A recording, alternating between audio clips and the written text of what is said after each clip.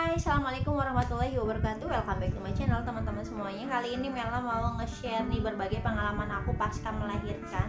Apa aja sih barang-barang yang harus dipersiapkan ibu pasca melahirkan yang sering banget ketinggalan dibeli, apalagi untuk moms nih yang awal melahirkan pasti masih masih cari tahu sana sini raba-raba apa aja ya yang harus dipersiapkan di rumah pasca melahirkan. So tanpa menunggu lama langsung aja kita cek apa aja barang-barang yang harus dipersiapkan sampai barang-barang yang sering banget dilupain. Yuk tanpa menunggu lama langsung kita tonton videoku ini. Jangan sampai lupa tekan tombol subscribe-nya ya. Oke, langsung aja kita cek ya barang-barang apa aja sih yang harus dipersiapkan barang-barang ibu pasca melahirkan. Dan aku udah tulis di sini semuanya. Jadi ini tuh reminder aku banget dari awal aku lahiran anak pertama, aku selalu catat di sini. Mungkin untuk teman-teman yang dari awal ngikutin videoku udah tahu dong ya buku hijau ini aku dapat dari suamiku, dan ini jadi buku catatan saat aku lupa apa aja yang harus dipersiapkan. Oke, langsung aja persiapkan ibu pasca melahirkan ya teman-teman. Ini yang pertama yang udah harus banget teman-teman punya pasca melahirkan itu teman-teman harus punya baju daster berkancing depan.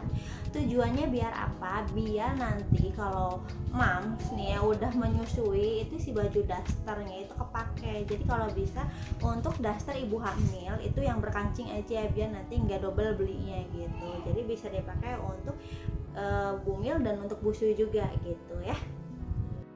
Oke, untuk poin yang kedua yang harus banget ibu-ibu punya nih ya, ini udah pasti banget teman-teman harus punya BH bersalin atau BH menyusui ya teman-teman. Jadi kalau untuk menyusui itu ada bagian kancing di bagian depan ya, itu ya kiri kanan itu ada kancingnya. Jadi teman-teman jangan sampai beli jangan sampai salah beli nanti pasca melahirkan gitu. Jadi udah harus siap tuh BH untuk menyusuinya gitu. Nah, untuk BH menyusuinya di sini teman-teman bisa cari merek Sorek. Kalau mau samaan sama aku, merek-merek Sorek kayak gini. Ini tuh murah tapi isinya banyak dan aku lumayan nyaman banget pakai yang kayak gini gitu ya teman-teman. Jadi langsung dicek aja di online shop itu udah banyak banget. Aku waktu itu belinya di Shopee gitu ya. Tinggal disesuaikan saja sama ukuran sama ukuran PD teman-teman, payudara teman-teman. Oke, langsung aja untuk poin yang ketiga. Di sini teman-teman harus punya underwear bersalin. Jadi underwear bersalin ini celana dalam bersalin. Jadi itu tuh yang benar-benar bisa dikecilin dan dibesarin. Biasanya itu ada kancing di bagian ujungnya. Jadi teman-teman tinggal tarik aja, nanti disesuaikan sama bagian pinggang teman-teman. Soalnya kalau pasca bersalin itu pasti nggak akan langsung drastis turun berat badannya, pasti masih agak melar gitu ya. Jadi untuk underwear itu menurutku teman-teman harus punya yang banyak ya, biar nanti kalau misalnya teman-teman punya planning untuk punya baby lagi itu masih tetap kepake gitu ya. Oke, untuk poin yang keempat di sini teman-teman yang lahirannya normal harus punya korset ya untuk ngikat bagian perutnya biar nanti pasca melahirkan teman-teman seling semingguan lah ya, langsung aja dikencengin. Kalau dulu sih karena aku nggak fokus ke perawatan, aku tunggu seminggu baru aku pakai korset gitu. Tapi yang bagus itu sebenarnya pasca melahirkan kalau yang nggak sesar itu bisa langsung pakai korset gitu ya. Oke, untuk yang kelima di sini teman-teman harus punya pembalut bersalin. Itu udah pasti banget teman-teman ya. Mungkin kalau yang lahirannya di rumah sakit, aku lahirnya di rumah sakit, itu aku dikasih pas pulang itu pembalut dari rumah sakit gitu. Tapi aku nggak tahu untuk teman-teman yang lahiran di bidan mungkin dikasih juga ya. Jadi reminder banget harus beli pembalut bersalin ya. Soalnya kan masa nifas itu 40 hari ya teman-teman. Jadi harus benar-benar stok banyak gitu ya. Apalagi untuk di rumahnya itu benar-benar nggak ada, misalnya bener-bener mandiri banget gitu, nggak ditemenin orang tua atau suaminya kerja di luar kota gitu ya. Itu aku banget, pengalaman aku banget, aku bener-bener stok banget itu pembalut bersalin, bener-bener banyak banget gitu ya. Oke, jangan curhat lagi, langsung aja kita ke poin yang keenam. Di sini teman-teman harus punya breast pad. Breast pad itu apa sih? Breast pad itu untuk penyangga BH. Jadi kalau misalnya udah menyusui itu udah pasti banget si AC-nya itu suka suka rembes gitu ke BH. Jadi harus pakai breast pad, itu tujuannya itu gitu. Makanya pakai BH bersalin biar nanti si breast padnya itu kayak busa gitu teman-teman. Bisa dilihat di sini itu banyak banget, ada beberapa merek ya, dari Mama Pet, kemudian Softtek itu ada juga, kemudian ada Pigeon, ada juga dari Event ya teman-teman gitu. Oke, langsung aja untuk poin yang ketujuh. Di sini poin yang ketujuh itu ada apron. Apron itu apa sih? Apron itu untuk penutup atau penyangga saat menyusui ya. Jadi bentukannya kayak gini untuk yang belum tahu. Nah, untuk temen-temen nih yang misalnya lahirannya itu di rumah sakit, misalnya ya ini ketika suaminya ngurusin administrasi biaya rumah sakit, kita misalnya nungguin di lobi nih, terus anak kita nangis. Nah, kita tuh wajib banget punya apron biar nanti ketika kita menyusui si babynya itu udah tertutup gitu loh. Jadi kita tuh buka kancing untuk menyusuinya itu nggak aurat kemana-mana. Jadi udah pakai apron itu udah benar-benar aman banget teman-teman, gak usah khawatir lagi saat menyusui, itu udah tertutup dengan rapi. Jadi si babynya juga nyaman dan kitanya juga nyaman, karena saat menyusui itu udah benar-benar tertutup ya auratnya gitu. Jadi apron itu menutupi bagian belakang dan depan dada gitu. Oke, langsung aja untuk poin yang ke-8. Di sini poin ke-8 itu ada gendongan bayi. Nah, untuk teman-teman nih, jangan sampai lupa nih, gendongan bayinya jangan sampai ketinggalan gitu ya.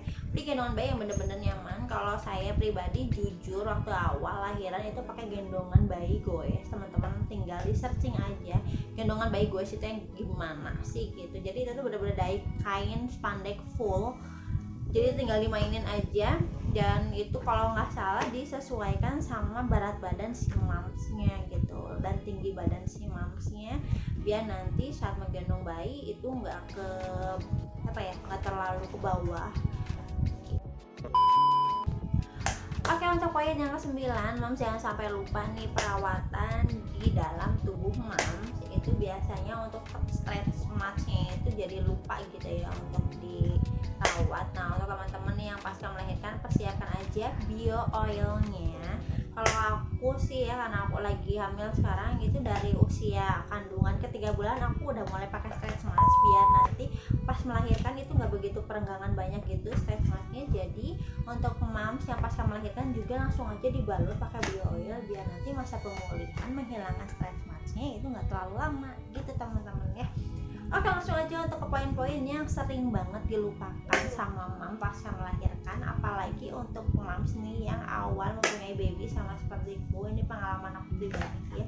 Jadi untuk poin yang 10 itu yang sering dilupakan itu mam persiapkan kain kasa yang benar-benar steril sama alkohol.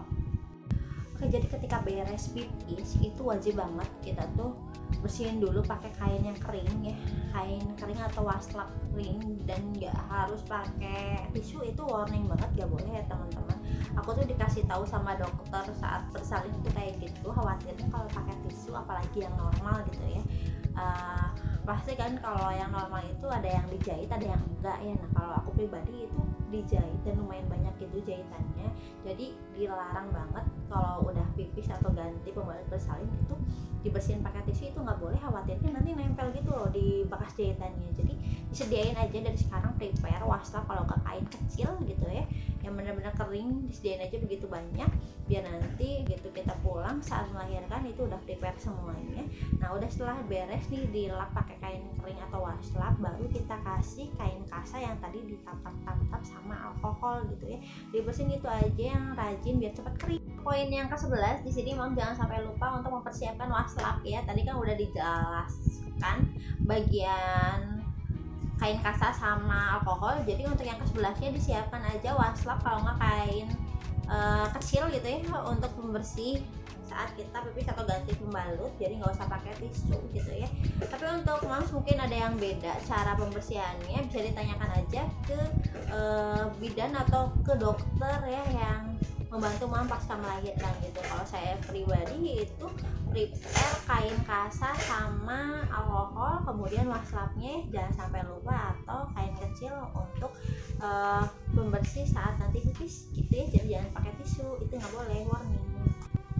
Oke, untuk yang ke-12 di sini teman-teman harus prepare juga nih yang sering banget dilupakan menurut pengalamanku ya. Itu jangan sampai lupa, itu persiapan underpad. Underpad itu perlak atau alas untuk ibu yang bersalin gitu ya. Jadi ketika kita tidur itu di bawah tempat tidur kita tuh ya di badan kita gitu ya, di bawah badan kita tuh udah disiapin si underpadnya, perlak penyerap cairan gitu ya. Jadi pengalaman aku nih waktu aku lahiran, beres lahiran itu aku bener-bener banjir banget sampai melebihi si apa itu pembalut bersalin gitu, bener-bener keluar semua itu darahnya. Untungnya bawahnya itu aku pakai atau underpad gitu ya. Jadi teman-teman bisa dicari aja di Shopee, waktu itu aku beli di Shopee seperti ini. Jadi itu khusus untuk perlak atau alas saat bersalin gitu. Oke, yang ke-13 di sini teman-teman harus dia itu breast pump. Jadi itu pemancing ASI kita. Jadi itu bentuknya itu aku waktu awal-awal nyari yang benar-benar kayak tropet gitu, ada yang dari pigeon, ada juga yang dari reliable yang kayak gini. Bentuknya itu kayak trompet, aku belinya kayak gitu dan ini lumayan murah banget, 25.000. Jadi itu bener-bener pemancing banget biar ASI awal-awal itu keluar gitu. Soalnya kan kalau awal-awal itu ASInya nggak terlalu banyak ya teman-teman. Jadi teman-teman bisa dicari itu kalau memang hampir sama seperti itu, nggak begitu banyak keluar. Jadi nggak usah langsung beli yang pakai listrik gitu atau yang manual dari pigeonnya itu yang langsung pakai botol gitu. Menurutku itu nggak usah dulu lah ya kalau misalnya awal-awal, saya nggak pakai juga.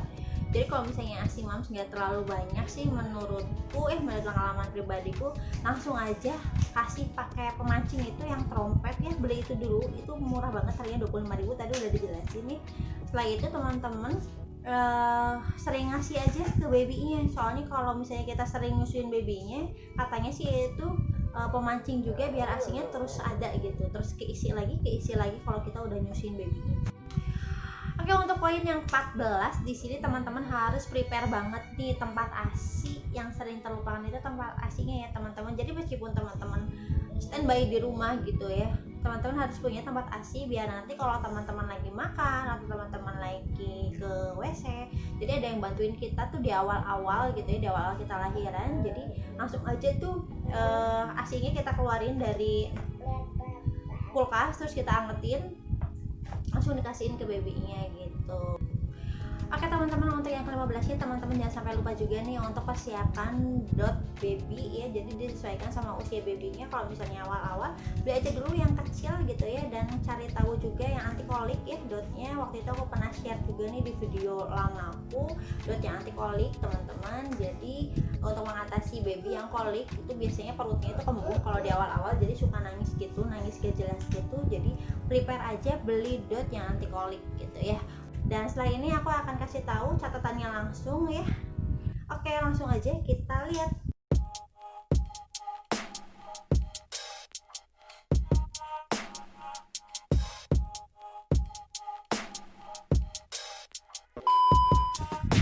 Oke teman-teman, itu dia perlengkapan mam pasca melahirkan, yaitu berbagai pengalaman aku aja, sharing aku aja, dan bantu komen sekali lagi kalau memang ada kata-kata aku yang salah atau ada yang kurang ya dalam poin-poin yang tadi gitu ya. Dan untuk teman-teman yang udah berhasil screenshot, aku ucapin selamat karena itu benar-benar berdasarkan pengalaman aku banget. Semoga bermanfaat dan menginspirasi teman-teman biar mempersiapkan perlengkapan mam pasca melahirkannya lebih matang lagi gitu ya. Oke, kalau gitu thank you banget ya untuk teman-teman yang sudah bersedia tonton sampai hari ini. Saya ucapkan thank you banget, jangan sampai bosan-bosannya. Dan untuk teman-teman yang baru gabung, saya ucapkan thank you juga. Jangan sampai lupa tekan tombol subscribe-nya dan nyalain ya notifikasi lonceng yang ada di samping subscribe biar nanti kalau ada video terbaru dariku teman-teman gak ketinggalan gitu. Oke, kalau gitu thank you banget. Sampai jumpa di video-video selanjutnya. See you on the next video.